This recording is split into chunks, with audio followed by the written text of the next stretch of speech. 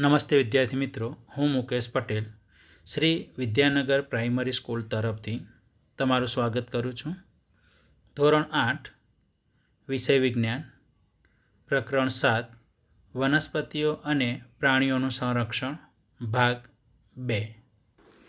ભાગ 1ની અંદર આપણે વન નાબૂદીની વાત કરી.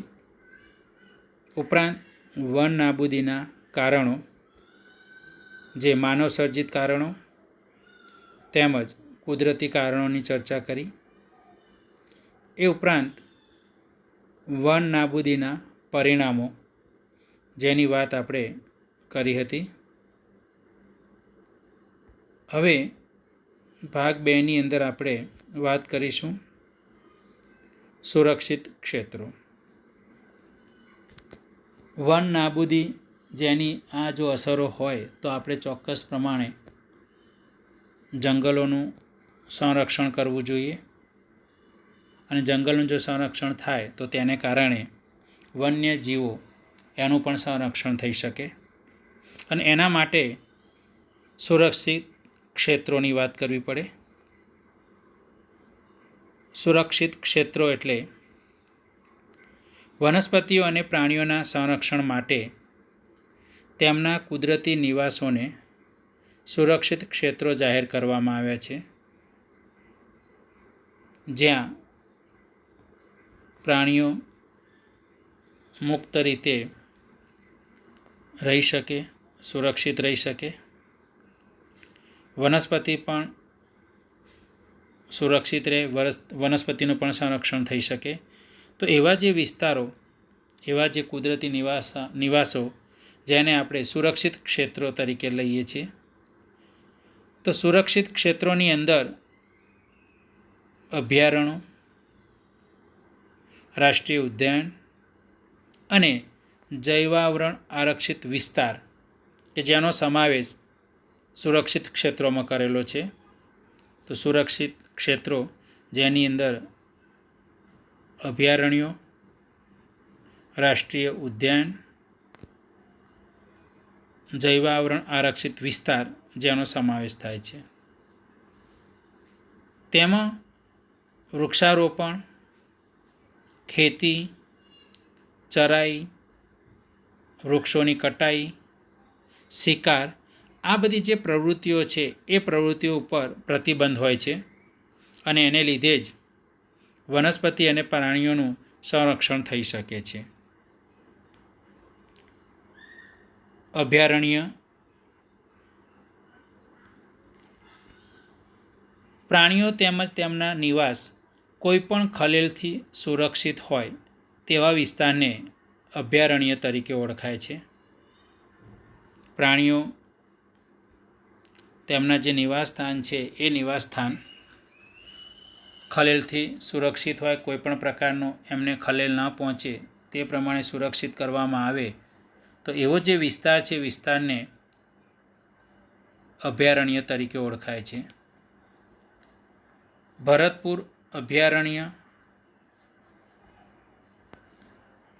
લોકચાવ વાઇલ્ડ લાઈફ અભયારણ્ય, તો આ 2 અભયારણ્ય ભારતની અંદર જોવા મળે છે.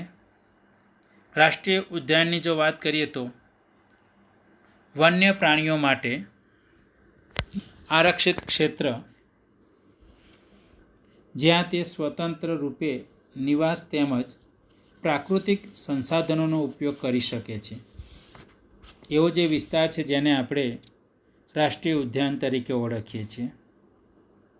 વન્ય પ્રાણીઓ આરક્ષિત હોય છે કે જ્યાં તે સ્વતંત્ર રૂપે નિવાસ કરી શકે તેમજ પ્રાકૃતિક સંસાધનોનો ઉપયોગ કરી શકે છે. જેમ કે કાજીરંગા રાષ્ટ્રીય ઉદ્યાન અને સાતપુડા રાષ્ટ્રીય ઉદ્યાન. આ સાતપુડા રાષ્ટ્રીય ઉદ્યાન એટલે મધ્યપ્રદેશની અંદર આવેલું. તો રાષ્ટ્રીય ઉદ્યાનની વાત કરીએ આપણે. ત્યારબાદ વાત કરીએ જૈવાવરણ આરક્ષિત વિસ્તાર. વન્યજીવો અને તે વિસ્તારના આદિવાસીઓના પારંપરિક જીવન નિર્વાહ માટે વિશાળ સુરક્ષિત વિસ્તાર એટલે જૈવાવરણ આરક્ષિત વિસ્તાર. વિસ્તારની વૈવિધ્યતા અને સંસ્કૃતિને જાળવી રાખવામાં જૈવાવરણ આરક્ષિત વિસ્તાર સહાયક બને છે. જૈવાવરણ આરક્ષિત વિસ્તારને લીધે જે તે વિસ્તાર છે, વિસ્તારની જે જૈવ વિવિધતા છે તે અને તેની જે સંસ્કૃતિ છે એ સંસ્કૃતિ જળવાઈ રહેતી હોય છે. પંચમઢી જૈવાવરણ આરક્ષિત વિસ્તારમાં સાતપુડા નામનો એક રાષ્ટ્રીય ઉદ્યાન આવેલો છે. એ ઉપરાંત બોરી તેમજ પંચમઢી નામના 2 વન્ય પ્રાણી અભયારણ્ય પણ ત્યાં આવેલા છે. તો આ જૈવાવરણ આરક્ષિત વિસ્તાર પંચમઢી જૈવાવરણ આરક્ષિત વિસ્તાર છે. અને આ પંચમઢી જૈવાવરણ આરક્ષિત વિસ્તારમાં સાતપુડા નામનો એક રાષ્ટ્રીય ઉદ્યાન તથા બોરી તેમજ પંચમઢી નામના 2 વન્ય પ્રાણી અભયારણ્ય પણ ત્યાં આવેલા છે. સ્થાનિક જાતિઓ. સ્થાનિક જાતિ કોને કહેવામાં આવે છે? તે કોઈ એક જ ક્ષેત્રમાં વિશિષ્ટ રૂપે જોવા મળતી વનસ્પતિ કે પ્રાણી જાતિને સ્થાનિક જાતિ તરીકે ઓળખાય છે. જે તે વિસ્તારની અંદર વિશિષ્ટ રૂપે જોવા મળે છે કે જે અન્ય વિસ્તારમાં એ પ્રકારની વનસ્પતિ કે પ્રાણીઓ હોતા નથી. તો કોઈ એક જ ક્ષેત્રમાં વિશિષ્ટ રૂપે જોવા મળતી વનસ્પતિ કે પ્રાણી જાતિને સ્થાનિક જાતિ તરીકે ઓળખાય છે.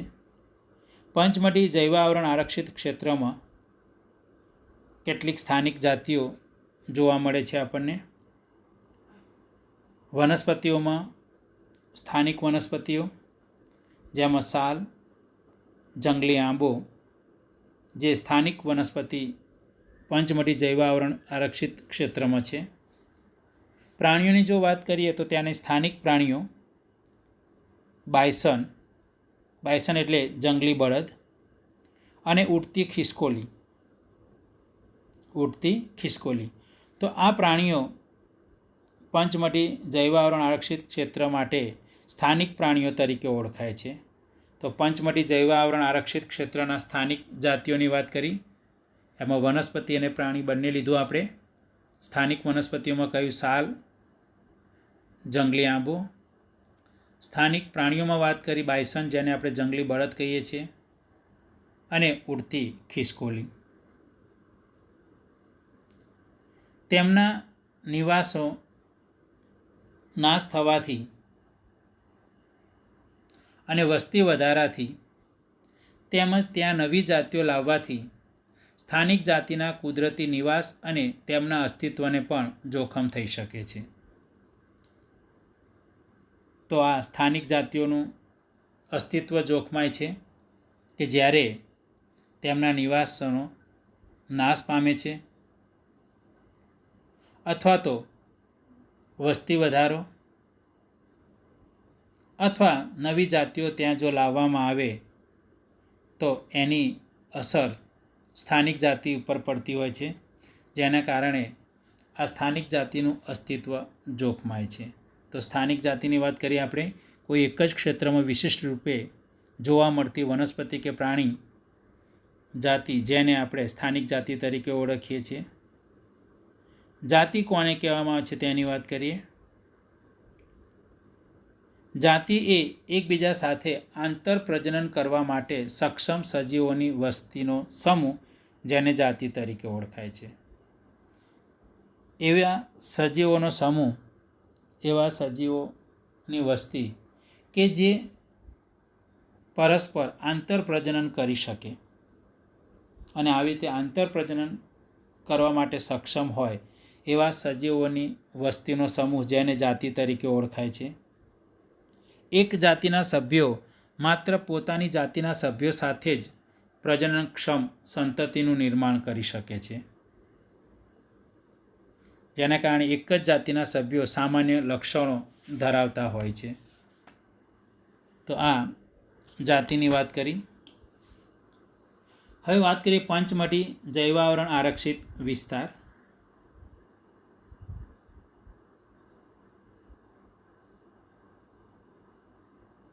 પંચમઢી જૈવાવરણ આરક્ષિત વિસ્તારની અંદર વન્યજીવો તેમજ તે વિસ્તારના આદિવાસીઓના પારંપરિક રીતે જીવન નિર્વાહના હેતુ માટે સુરક્ષિત વિસ્તારને જૈવાવરણ આરક્ષિત વિસ્તાર તરીકે ઓળખાય છે. આગળ આપણે વાત કરી ચૂક્યા જૈવાવરણ આરક્ષિત વિસ્તારની વાત. તો પંચમઢીની અંદર જૈવાવરણ આરક્ષિત વિસ્તાર કે જેમાં સાતપુડા નામનો એક રાષ્ટ્રીય ઉદ્યાન તથા બોરી તેમજ પંચમઢી નામના 2 વન્ય પ્રાણી અભયારણ્યો આવેલા છે. પંચમઢી જૈવાવરણ આરક્ષિત વિસ્તારની અંદર એક તો સાતપુડા નામનો એક રાષ્ટ્રીય ઉદ્યાન છે તથા બોરી તેમજ પંચમઢી નામના 2 વન્ય પ્રાણી અભયારણ્ય એની અંદર આવેલા છે. પંચમઢી આરક્ષિત વિસ્તારની વનસ્પતિ સૃષ્ટિની જો વાત કરીએ કે આ જે પંચમઢી જૈવાવરણ આરક્ષિત વિસ્તાર છે એની અંદર કઈ વનસ્પતિ જોવા મળે છે આપણને, તો શાક, સાલ, આંબો, જાંબુ, અંછરાજ, અર્જુન આ પ્રકારની વનસ્પતિ સૃષ્ટિ પંચમઢી આરક્ષિત વિસ્તારમાં જોવા મળે છે. તમે મધ્યપ્રદેશ ગયા હો તો મધ્યપ્રદેશની અંદર આ પંચમઢી જૈવાવરણ આરક્ષિત વિસ્તાર આવેલો છે, જે ગુજરાતની બિલકુલ નજીક છે. અને તમારામાંથી ઘણા બધા વિદ્યાર્થી મિત્રો પંચમઢી જૈવાવરણ આરક્ષિત વિસ્તારની મુલાકાત પણ લીધેલી હશે. પંચમઢી આરક્ષિત વિસ્તારની પ્રાણી સૃષ્ટિની વાત કરીએ કે કયા પ્રાણીઓ પંચમઢી આરક્ષિત વિસ્તારની પ્રાણી સૃષ્ટિમાં સમાવેશ થાય છે. ચિંકારા, નીલગાય, બાર્કિંગ ડિયર એટલે કે ભસ્તુ હરણ, ચિત્તલ, દીપડો, જંગલી કૂતરો, વરુ આ પ્રકારના પ્રાણી જે પંચમઢી આરક્ષિત વિસ્તારની પ્રાણી સૃષ્ટિમાં સમાવેશ થાય છે. તો ત્યાં આ પ્રકારના પ્રાણીઓ જોવા મળે છે આપણને. ચિંકારા, નીલગાય, બાર્કિંગ ડિયર જેને ભસ્તુ હરણ તરીકે ઓળખીએ છીએ, ચિત્તલ, દીપડો, જંગલી કૂતરો અને વરુ. પંચમઢી સ્થાનિક જાતિઓ જેની આપણે આગળ વાત કરી હમણાં જ, સાલ અને જંગલી આંબો કે જે વનસ્પતિ સૃષ્ટિ છે, જંગલી બળદ જેને બાયસન તરીકે ઓળખીએ છીએ અને ઉડતી ખિસકોલી જે પ્રાણી જાતિ છે. તો આ પ્રમાણે પંચમઢી જૈવાવરણ આરક્ષિત વિસ્તાર કે જેની અંદર વનસ્પતિ સૃષ્ટિ અને પ્રાણી સૃષ્ટિનો સમાવેશ થાય છે ત્યાંની સ્થાનિક જાતિઓ જે પંચમઢી જૈવાવરણ આરક્ષિત વિસ્તારમાં જોવા મળે છે આપણને. તો આજે આપણે ભાગ 2 કે જેની અંદર વાત કરી સુરક્ષિત ક્ષેત્રોની વાત કરી અને એ સુરક્ષિત ક્ષેત્રોની અંદર અભયારણ્ય વાત કરી, રાષ્ટ્રીય ઉદ્યાનની વાત કરી અને ત્રીજી બાબત જૈવાવરણ આરક્ષિત વિસ્તારની વાત કરી. એમાં આવતી સ્થાનિક જાતિઓની ચર્ચા કરી આપણે, તેમજ પંચમઢી જૈવાવરણ આરક્ષિત વિસ્તારની વાત કરી. તો આજે જે આપણે અભ્યાસ કર્યો એના સંદર્ભમાં કેટલાક પ્રશ્નો નોંધી લઈશું. 6 થી 10 સુધીના સવાલો છે.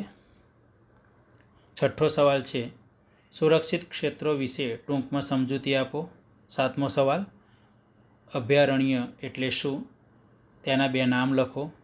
8મો સવાલ રાષ્ટ્રીય ઉદ્યાન એટલે શું, પ્રશ્નાર્થ, તેના 2 નામ લખો. 9મો સવાલ સ્થાનિક જાતિઓ વિશે ટૂંકમાં સમજાવો. 10મો સવાલ પંચમઢી જૈવાવરણ આરક્ષિત વિસ્તાર સમજાવો. તો આજે ભાગ 2નું કામ પૂરું. આવતી વખતે ભાગ 3માં વધારે અભ્યાસ કરીશું.